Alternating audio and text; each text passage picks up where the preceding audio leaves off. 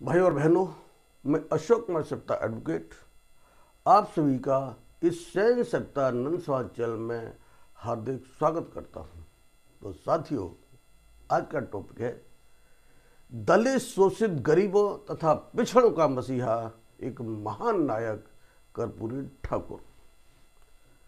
साथियों, बिहार प्रांत के जिला समस्तीपुर के गांव पितौजिया में श्री गोकुल ठाकुर अपनी पत्नी श्रीमती रामदुलारी के साथ रहते थे।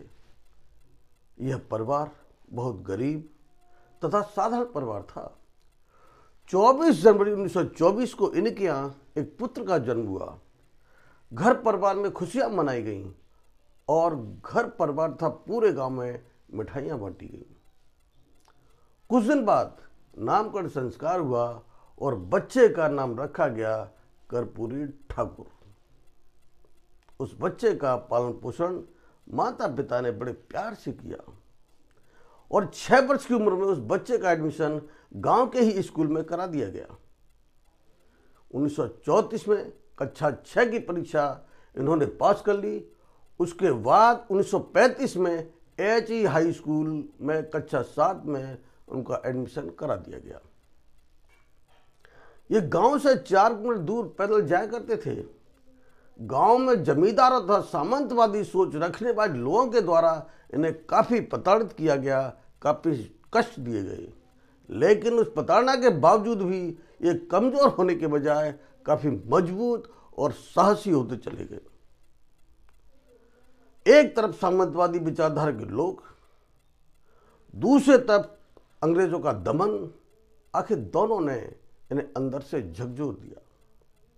इनके अंदर ही अंदर एक ज्वाला धधकने लगी और इन्होंने सामंतवादी विचारधारा के खिलाफ तथा अंग्रेजों के खिलाफ संघर्ष करने की कसम खा ली, सौगंध ले ली और आजादी के दीवाने बनकर संघर्ष के मैदान में कूद पड़े।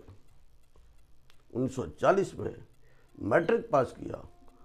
1938 में किसान सम्मेलन में इन्होंने अपना पहला भाषण दिया, जिससे आचार्य नरेंद्र देव, रामवृक्ष बैरीपुरी आदि नेता काफी प्रभावित हुए। साथियों, अंग्रेजों की दमन नीति के चलते इन्हें भागकर नेपाल की शरण लेनी पड़ी।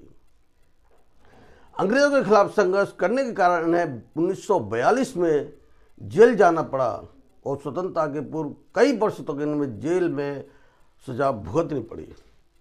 साथियों, 1946 में कांग्रेस सोशल पार्टी की कर्पूरी जी ने सदस्यता ग्रहण की और उस पार्टी के मंत्री के रूप में पूरे बिहार का दौरा किया। 1947 में डॉक्टर राममोहन लोहिया ने अखिल भारतीय हिंद किसान महासभा की स्थापना की, जिसके ये प्रांतीय सचिव बनाए गए। साथियों, भारत देश की आज़ादी के बाद पहले आम चुनाव में दरभंगा जिले के ताजपुर विधानसभा क्षेत्र से चुनाव जीते और आखिरी दम तक चुनाव लड़ते रहे और लगातार जीतते रहे। ये कई बार विदेश यात्रा पर गए। ये 1967 में बिहार में उप मुख्यमंत्री बने। साथियों, माननीय कर्पूरी ठाकुर 22 दिसंबर 1970 को पहली बार बिहार के मुख्यमंत्री बने। 1975 में आपातकालीन स्थिति में ये भूमिगत हो गए। 1977 में आम चुनाव की घोषणा होते ही निकलकर सामने आए और चुनाव लड़े और चुनाव जीते। राजनीतिक उतार चढ़ाव में 24 जून 1977 को जननायक कर्पूरी ठाकुर दूसरी बार बिहार सरकार में मुख्यमंत्री बने। साथियों, जननायक कर्पूरी ठाकुर ने राजनीतिक जमीन तैयार की, जिसकी वजह से लालू प्रसाद यादव, रामविलास पासवान और नीतीश कुमार जैसे नेता उभर कर सामने आए।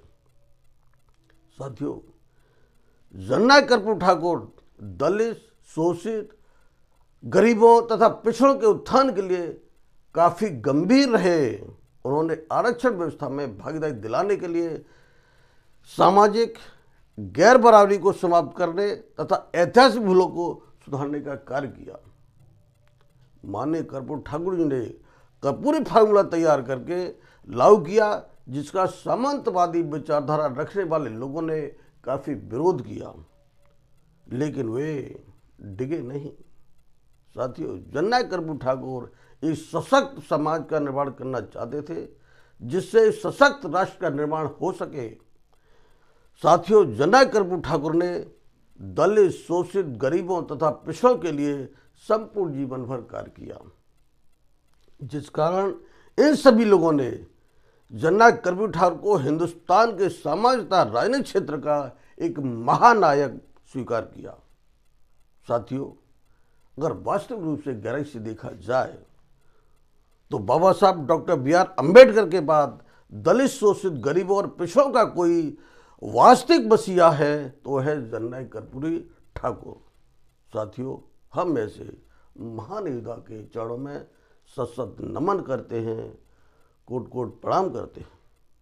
साथियों, आओ हम सब मिलकर इस बात की शपथ लेते हैं कि एक महान नायक कर्पूरी ठाकुर के बताए गए रास्ते पर चलकर अपने सामाजिक तथा राजनीतिक अधिकारों को लेके रहेंगे।